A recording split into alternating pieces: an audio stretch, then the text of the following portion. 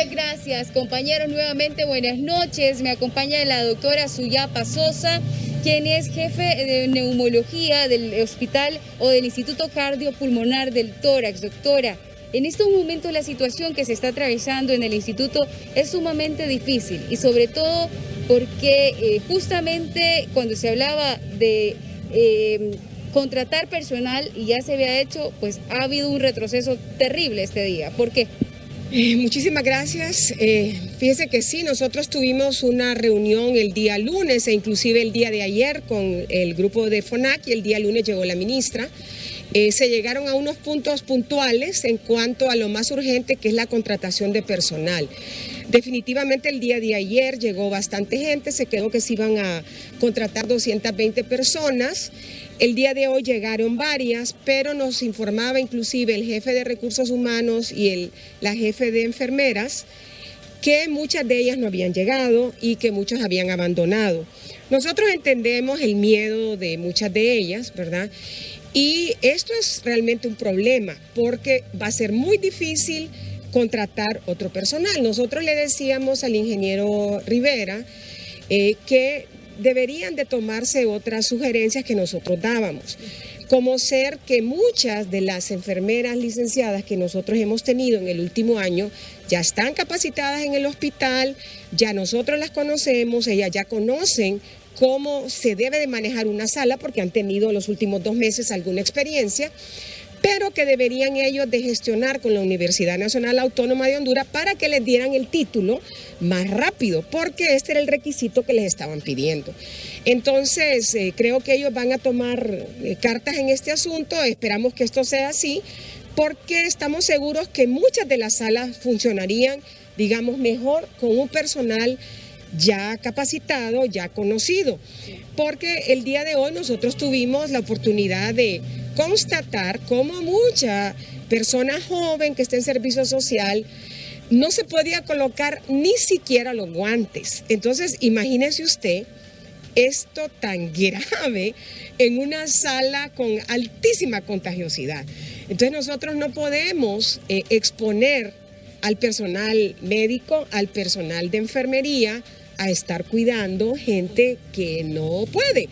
Entonces yo creo que tenemos que valorar todo esto. Ahora, doctora, usted me mencionaba tras cámara que incluso hay salas repletas de pacientes de 10 o más y que solamente una sola enfermera los tiene que ver.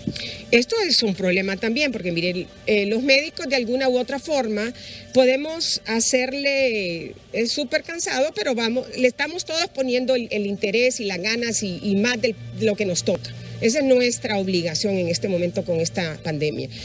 Pero, ¿qué pasa? Las enfermeras se cansan, ellas tienen que bañar a un paciente, le tienen que cambiar el pañal, tienen que estar poniéndole el medicamento, el paciente quiere ir al baño. Entonces, 1 o 2 enfermeras para 12 pacientes tan graves no se puede. Y ahorita no tenemos ni siquiera el apoyo de los familiares que en ocasiones nosotros hemos dado permisos porque están graves que los apoyen, pero en este momento no podemos dar permisos a que nadie esté ahí por lo mismo del contagio. Ahora, la ocupación con esto también se ve afectada, doctora, porque esta gran cantidad de personal que se iba a contratar o que se planeó que iban a abrirse más salas junto con él, ahora peligra también la ocupación y que ya llega en sí a un colapso total el hospital. Fíjese que, por ejemplo, el día de ayer se logró encontrar un espacio para 7 pacientes más, ¿verdad? En una sala que es una sala de infectología, pero que ante la necesidad de tanto cupo, entonces se decidió abrir con el mismo personal, que es muy poco para esta sala. Definitivamente esto va a ser insuficiente, ¿verdad? Porque el personal es muy poco, los pacientes, como le comento, son muy graves. Entonces nosotros tenemos el espacio, nosotros tenemos los conectores de oxígeno, el medicamento está en el hospital, nosotros jamás hemos dicho que hay desabastecimiento, ¿verdad? En este momento tenemos equipo de protección personal que fue dado el fin de semana, que a pesar de que yo no voy, pero me di cuenta, ¿verdad? Porque me llamó alguien. Entonces, pues nosotros todavía hoy por hoy seguimos viendo cómo podemos tratar de solventar el abrir más cupos. Inclusive el día de ayer tuvimos una reunión con los médicos del tórax para dos cosas, informar de todo lo que está pasando y también ver qué soluciones podemos nosotros plantear. Entre las soluciones que nosotros planteábamos era ya declarar definitivamente hospital completamente COVID, ¿verdad? Todo paciente que llegue al Instituto Nacional Cardiopulmonar tiene que saber que ya es un hospital COVID para tratar de poder dar más camas con el escaso personal de enfermería que nosotros tenemos. Entonces, estamos viendo cómo podemos apoyar, porque nosotros sabemos las presiones que tiene nuestra directora. A nosotros nos llaman todos los días, no solo del Hospital Escuela, de las Clippers, nos llaman de todo el país diciendo que nos van a mandar un paciente y esto es bien difícil en este momento. ¿En este momento ya no pueden recibir más pacientes, doctor? Hoy estaba completamente lleno, ¿verdad? Teníamos 10 pacientes del Hospital Escuela que estaban esperando ser trasladados. Cuando yo me vine a las 4:45 de la tarde, habían como 7 pacientes en silla de rueda en el triaje. Entonces, imagínese usted, más todo lo que lo llaman a uno que están de otro lado esperando una cama y nosotros no le podíamos dar. Doctora, lo más preocupante es que en estos instantes estamos viendo el resultado de cuando estuvimos encerrados. Ahora que se ha dado esta reapertura prudente, ¿qué nos puede esperar en las próximas semanas y de cuánto tiempo se estaría hablando para que prácticamente esta bola de nieve se vuelva insostenible? Mire, es cierto, lamentablemente mucha gente todavía no cree en lo que está ocurriendo ahorita, en lo que va a ocurrir. A mucha gente no le gusta oír esto, solamente las cosas bonitas, ¿verdad? Que tenemos pintado el jardín y que aquí crece y que aquí hay una fuente. Pero la realidad es muy diferente. A partir del otro lunes, que digamos, ya no va a haber esto por dígitos, sino que va a haber completamente abierto todo y vamos a poder todo circular las 24 horas y todo abierto. El virus aproximadamente se tarda en el periodo de incubación y de hacer todo, digamos, sus maniobras de ataque de 2 a 3 semanas. Entonces, hay que pensar que por lo menos la primera, segunda semana de julio, esto todavía va a ser más difícil. Y si ahorita, empezando la ola, tenemos esta demanda de cámaras, imagínese usted en 3 semanas, ¿verdad?, cómo vamos a estar con la cantidad de pacientes. Es horrible. Por ejemplo, el domingo habían 10 pacientes esperando entrar a la unidad de cuidados intensivos. No tenemos más capacidad. Ningún hospital la va a poder dar, como ninguna parte del mundo la ha hecho. Yo siempre recalco que lo más rescatable de todo esto es la lucha que el personal de salud tiene, aún con todas las adversidades, está peleando y no se va, ahí está. Es muy bonito estar hablando de todo lo que se puede hacer en un sillón con un televisor hablando por el Zoom, pero cuando usted está en un hospital que está tocando al diablo todos los días, créalo que es muy diferente la posición de nosotros en poder decir mentiras cuando usted sabe cuál es la realidad de lo que estamos viviendo los médicos y los pacientes y las enfermeras en todos los hospitales, no solamente en el tórax, en todos los hospitales. ¿Se debe cerrar por completo nuevamente, doctor? Esa pregunta es tan difícil, yo creo que no hay una respuesta porque nunca se llegó a un equilibrio en encontrar una solución. Nosotros podemos opinar como médicos, pero la parte de la economía piensa de otra forma. Yo creo que ambas respuestas son bien importantes. Yo creo que no hay una solución, pero en este momento no es inteligente abrir, no lo es. Nosotros no tenemos disminución de casos, nosotros tenemos mayor cantidad de muertos, nosotros no tenemos respuesta de los exámenes de PCR. Entonces, usted puede abrir en teoría, como lo han hecho otros países, cuando disminuye la mortalidad en un 5%, cuando usted tiene menos casos, cuando usted no tiene mora de PCR, y Honduras en este momento no tiene ninguna de las condiciones. Entonces, objetivamente la respuesta sería no.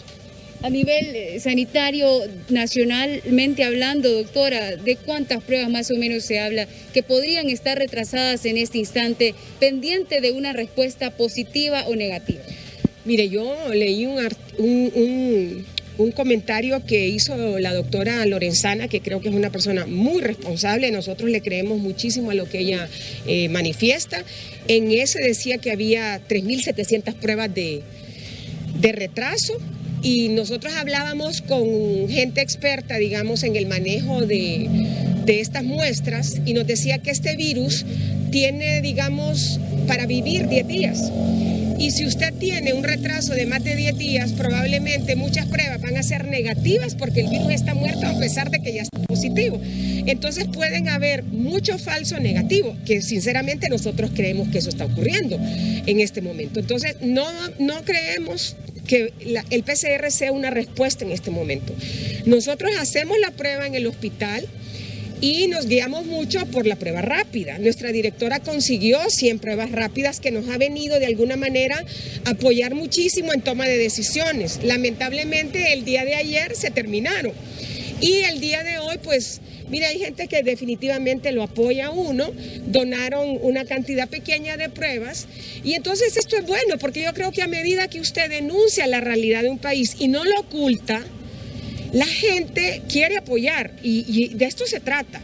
Si nosotros estamos diciendo que no tenemos pruebas rápidas en el hospital que nos va a ayudar y hay alguien que tiene, digamos, kits que nos puede apoyar, lo hacen. Y yo creo que eso es algo muy loable que hay que agradecer al grupo Catán, que fue el grupo que hoy, por cierto, nos donó estas pruebas. Entonces, yo creo que hay que agradecer, porque nosotros vivimos de mucho donativo, de mucha gente buena que nos regala. Fíjese que a partir de todas estas apoyo, digamos, de los medios de comunicación en todas estas charlas que hemos tenido, entrevistas, no solo con su servidora, sino con otros colegas.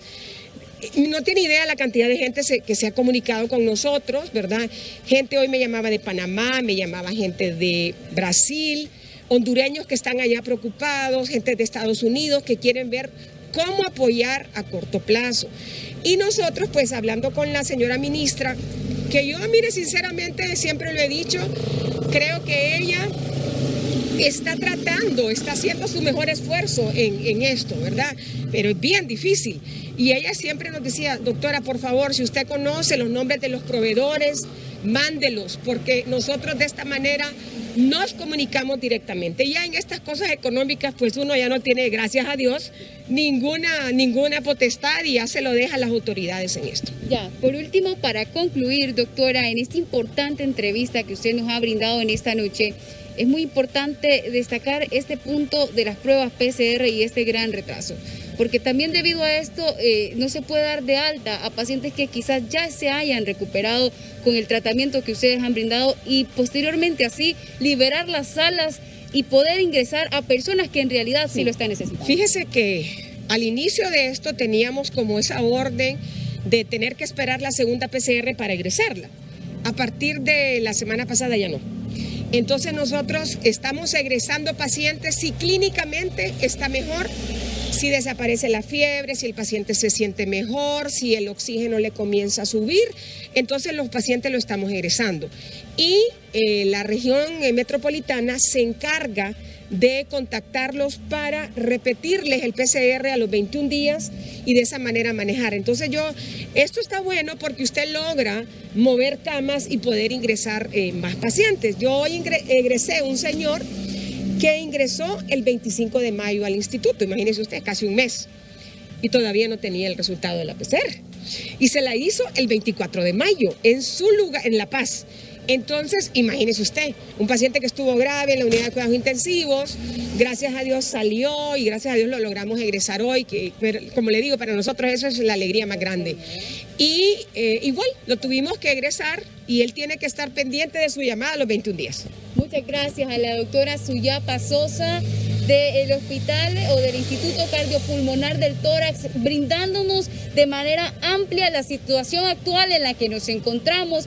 Y con esta reapertura prudente no queda más que decirle que sea prudente, tal como dice la palabra, porque como ella ya ha manifestado, en las próximas semanas esto podría explotar. Si no tienen consultas en cámaras de Johnny Duarte, les informó Nirvana Velázquez.